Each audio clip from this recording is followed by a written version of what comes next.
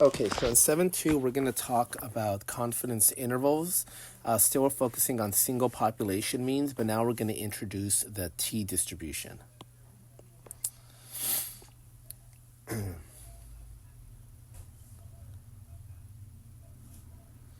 so confidence intervals.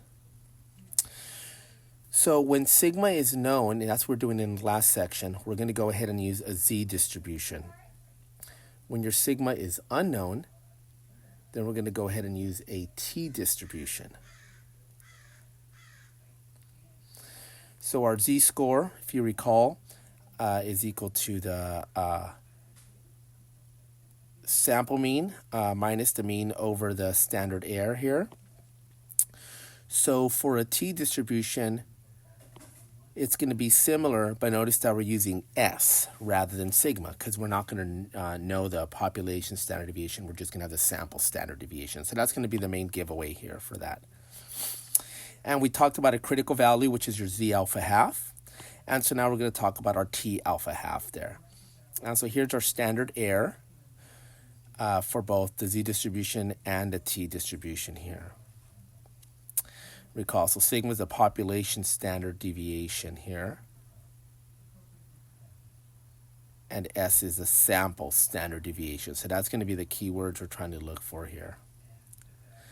And then just to get a visual here for the T distribution, so as it gets larger and larger in our sample size here, it starts approaching a normal distribution. It's very close to it, but not exactly, but it's very, very close to it. So the larger that sample, the closer it's going to get to that Z distribution. But it is its own distribution here. And one thing we're going to talk about with this is the degrees of freedom, which is n minus 1. It's one less than the entire sample size. Okay, so let's do an example here. And so note that sigma is not given. And so that's going to tell us that we're going to use a T distribution here. The problems in the last section talked about the standard deviation for like the entire group or for everything, or it actually said the population standard deviation here. So in this case, all we're going to know is S. So here's our distribution. Again, it's a T distribution, but it looks very similar to that. And I always want to start off with our sketch here. And notice it doesn't really give us too much information, so we're going to have to go back to our calculator where we plug this into a list 1, and we're going to do a 1var stats. And if you recall, that'll give you your mean, standard deviation, and then your n here. So we're just running a 1var stats. Plug those guys in. You could pause the video and make sure you're getting those same values there. Okay, so right smack in the middle is going to be 8.23. And we're doing a confidence interval, so we know we want the middle portion here. And the middle portion that we're interested in here is going to be 95, okay? And again, because it's given right there, so that 95.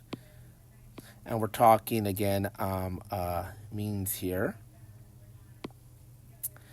And here's our T distribution.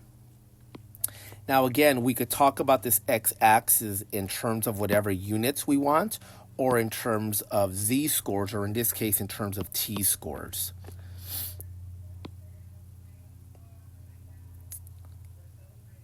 So we're going to want to use a t-interval this time from our calculator, from our TI, and it's going to ask you for your sample standard deviation, your mean, and then your sample size here, and then a confidence level.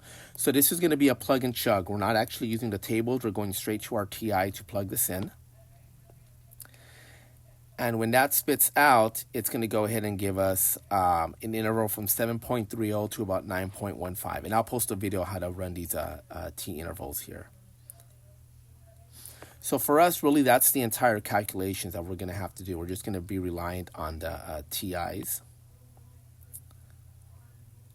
And you go under stats, you're going to go over to tests, and then you're going to go down to your T interval, as opposed to a Z interval that we did before. And so we would say something along the lines that we are 95% confident the true population mean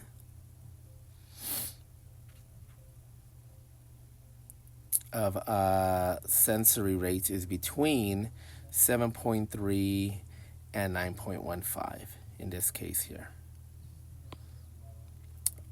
And let me just go ahead and write our standard error in case we needed that value there. We could have that calculation done for us.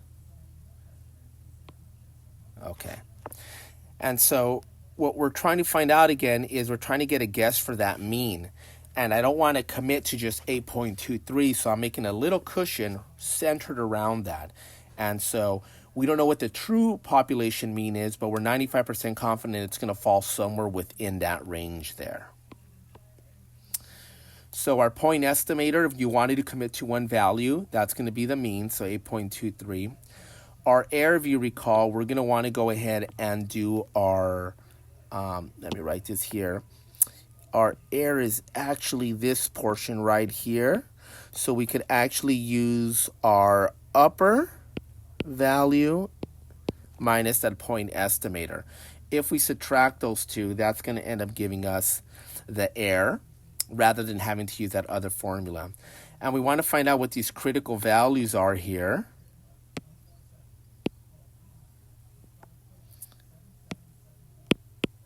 Let me just get rid of this here.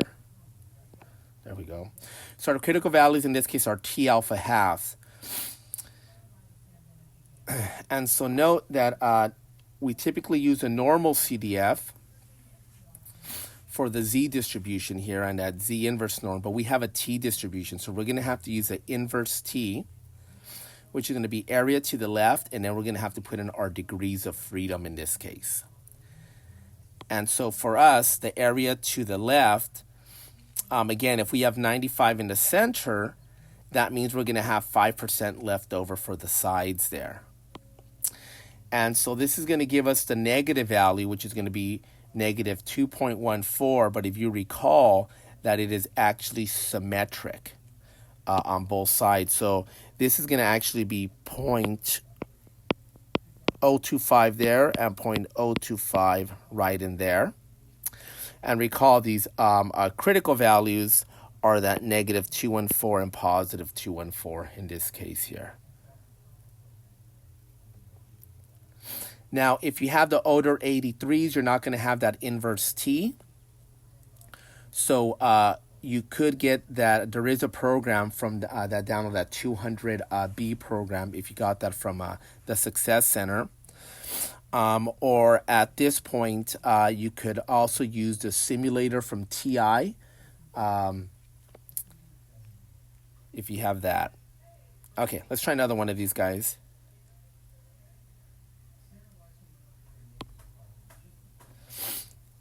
All right, so here's another one. Okay, and I just went ahead and fast forward a bit here. So let's go ahead and fill this out. So let's try to get a graph, get the confidence interval, point estimator, error, critical values. Go ahead and pause it. Try this out on your own, and then go ahead and get started on this. All right, so here's our graph, T distribution. And we're going to do a 1-var stats, and that's how we know that we're getting all of these values right there. There's your mean, and again, we want the center, and this time we want 98%. Okay. So your critical values in this case is going to be area to the left, which is 0.01, because that's how much we have left over for each side, and then degrees of freedom, which is one less than your sample size. And so that's going to give you negative 262 and positive 262. Again, it's only going to give you the negative one, but we know it's symmetric, so you could go ahead and get both of those guys. So that's if we're talking t-scores there. We could go ahead and do a t-interval, and it's going to ask you for s, your x bar, and your n in this case. And again, because it does not give us the population standard deviation, all we have is from the sample here. So we're going to use S. And so there are our values. And so we're going to get between 2.40 and between 9.87 in this case. Okay. And if we wanted the standard error in this case, we would just divide it by the square root of 15. And our degrees of freedom are 14 here. Okay, so this S right here is what your calculator calls Sx, not to be confused with the sigma. So that's from your TI there. And this is our notation for the standard error. Okay, our point estimator, 6.23. If we had to guess the population mean, the sample mean is going to just be a good estimator for that. And then what we want is our error here. And if you recall, we're going to go ahead and use the upper limit minus that lower limit here. So that means that, let me go ahead and label this. This should have been 9.87. And this is going to be 2.40. So upper minus that point estimator is, since we're using our calculators here. And let me just go ahead and write area to left there so we have that. And then, of course, let's interpret the confidence interval, so what we are actually trying to say here. So we are 98% confident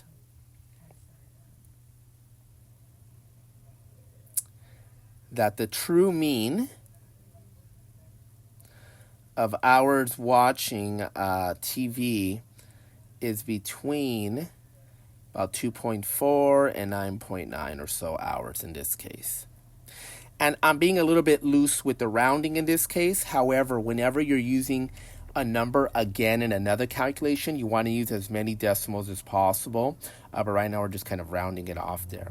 So from the sample, we found out that that we had the average was about 6.13 hours being watched. Again, that's a good point estimator, but in order to, if we want to extend that out and give a good guess, we're making ourselves a little cushion. And we're not saying it's definite the true mean is somewhere in there, but we're saying a confidence level associated with that.